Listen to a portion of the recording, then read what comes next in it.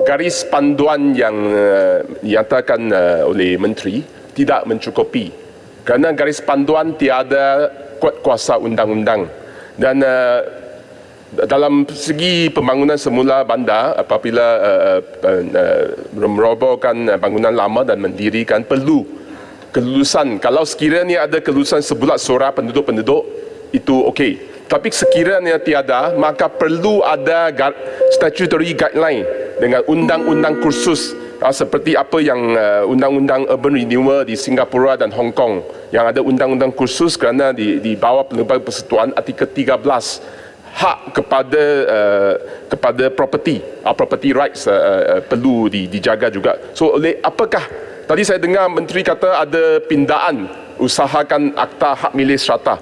Bilakah ia akan dibentangkan di Parlimen dan sama ada Kementerian akan mewujudkan satu perundangan khusus dan satu agensi khusus seperti Urban Renewal Authority di Singapura dan Hong Kong dan Urban Renewal Authority legislation di negara-negara berkenaan. Itulah soalan saya. Terima kasih.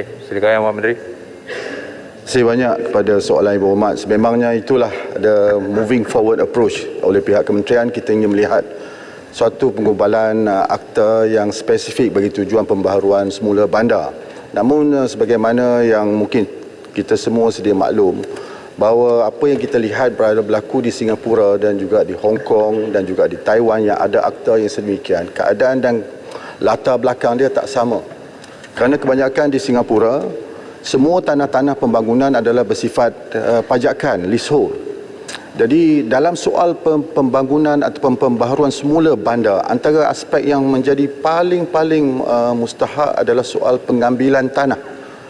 Dan ini terbukti bila mana berlaku dua urban renewal di dalam yang boleh jadikan kata some referral point untuk kes-kes pembaharuan ataupun pembangunan semula. Satu di Kerinci dahulu dan kemudiannya satu lagi di Razak Mansion. Razak Mansion was a lot easier sebab Razak Mansion tanah dia adalah tanah di bawah DBKL dan kemudian ia di lease. Namun yang berada di Kerinci yang mengambil masa yang agak panjang kerana pemilikan strata ini telah pun dipecah milik pada individu. Dan saya nak maklumkan bila kita nak lakukan pengubalan akta yang membabitkan soal pembangunan ataupun pembaharuan bandar semula ini, ia akan berkait dengan hampir 7 ataupun 8 undang-undang ataupun akta. Kanun Tanah Negara, Akta Pemilikan Strata 318, Akta Pengurusan Strata 757, Akta Pengambilan Semula Tanah 486, Akta Perancang Bandar 172 yang mengangkumi fungsi-fungsi kementerian yang agak rentas.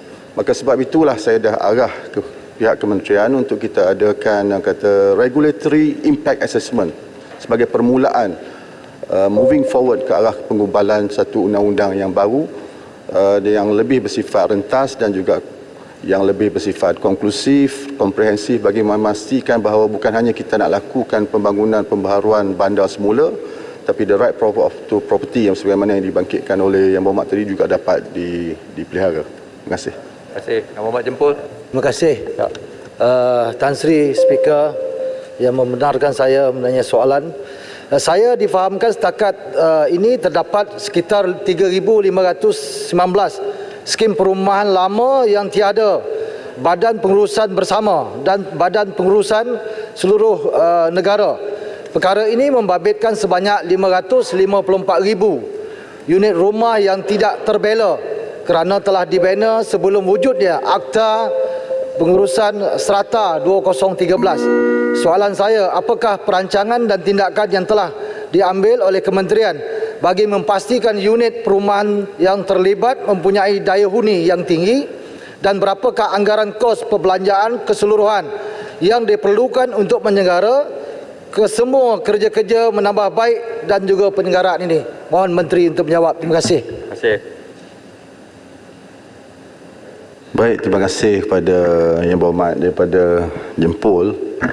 Memang benar, ada lebih kurang sebagaimana yang disebut tadi, ada 3,519 skim perumahan yang dianggap tidak mempunyai JMB dan juga MC. Dan keadaan flat-flat berkenaan memang berada dalam ataupun rumah-rumah pangsa ataupun kediaman strata tersebut berada dalam keadaan yang amat-amat usang. Dan ini sebenarnya Yang Berhormat, kita di peringkat kementerian kita ada tabung perumahan penyelenggaraan perumahan Malaysia TPPM dengan juga projek penyelenggaraan perumahan Malaysia yang digunakan khusus untuk tujuan tersebut. Saya dah bangkitkan juga di pihak kementerian dengan Kementerian Kewangan bahawa ada keperluan untuk ditambahkan peruntukan tersebut bagi memungkinkan flat-flat yang seperti ini dapat dibantu oleh pihak kerajaan secara intervention kerana mereka tidak mempunyai JMC dan juga management committee, dan tahap daya huni tempat tersebut ataupun penyelenggaraan tersebut memang berada dalam keadaan yang agak usang dan insya-Allah melalui peruntukan di bawah TPPM ni kita akan lakukan sebaik mungkin bagi pastikan tempat-tempat yang sudah berada usia yang agak panjang sebelum daripada 1985, sebelum ada akta tersebut lagi, dapat diberi perhatian dan agar tahap daya huni mereka yang berada di situ sentiasa berada pada tahap yang tinggi.